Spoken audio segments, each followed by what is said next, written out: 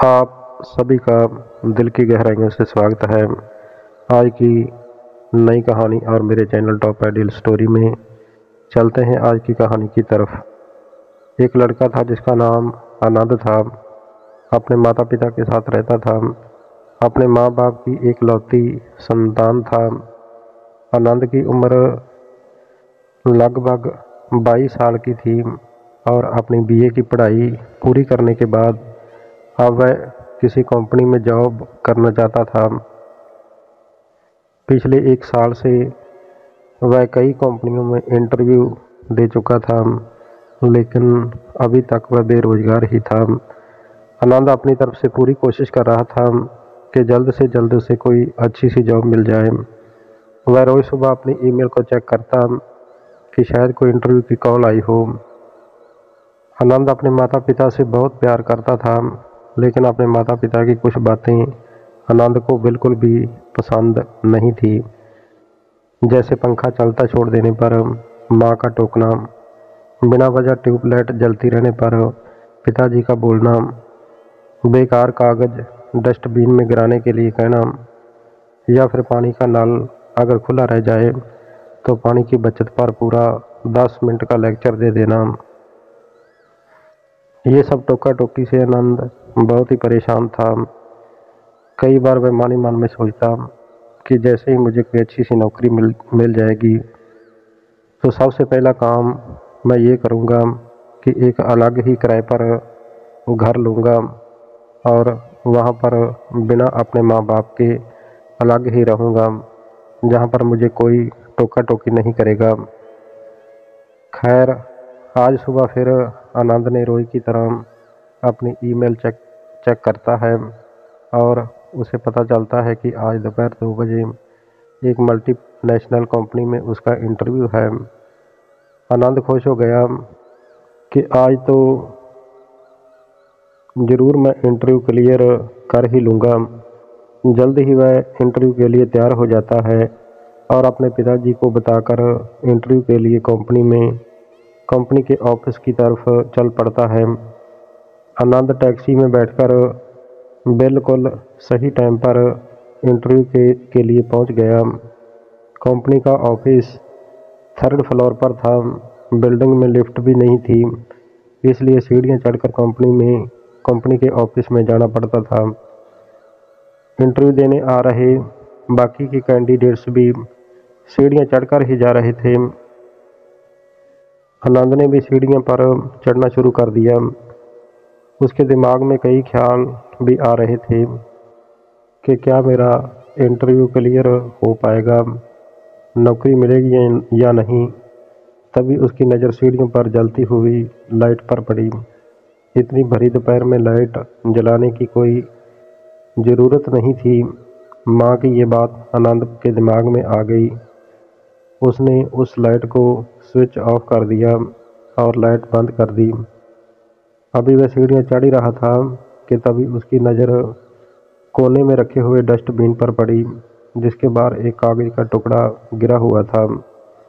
उसे देखकर आनंद को पिता की सिखाई हुई सीख याद आ गई कि बेकार पेपर डस्टबिन में गिराना चाहिए। उसने ना चाहते हुए भी वह बेकार कागज का टुकड़ा उठाकर डस्टबिन में डाल दिया। उसके बाद आनंद 3rd फ्लोर पर कंपनी के ऑफिस में पहुंच गया और ऑफिस में काफ़ी भीड़ थी। सभी लोग इंटरव्यू देने के लिए आए हुए थे। जो भी कैंडिडेट इंटरव्यू देकर बाहर आ रहे थे वह काफ़ी निराश लग रहे थे। उनसे पूछने पर पता चला कि इंटरव्यू के लिए ऑफिस के अंदर बुलाया तो जा रहा है, लेकिन बिना कोई इंटरव्यू लिए ही बस नौकरी के लिए ना कहकर वापस भेज दिया जाता है। कुछ तो कहने लगे कि ये इंटरव्यू फर्जी है। आनंद ने सोचा कि इतनी दूर से आए हैं तो चलो मैं भी इंटरव्यू के लिए जाकर देख ही लेता हूँ।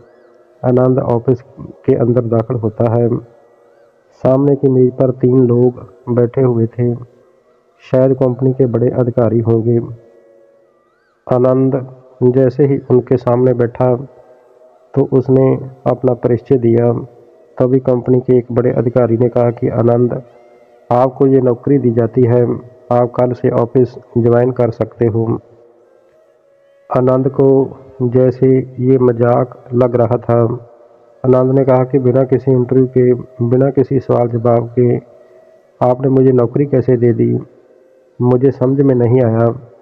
तब कंपनी के एक बड़े अधिकारी ने जवाब दिया कि आनंद, तुम्हारा इंटरव्यू तो तभी हो गया था जब तुम सीढ़ियाँ चढ़कर ऊपर आ रहे थे, या यूँ कहें कि सभी कैंडिडेट्स का इंटरव्यू सीढ़ियों पर ही हो गया था, क्योंकि हमने सीढ़ियों पर सीसीटीवी कैमरे लगा रखे हैं और हम यहाँ ऑफिस में बैठकर सब कुछ देख रहे हैं।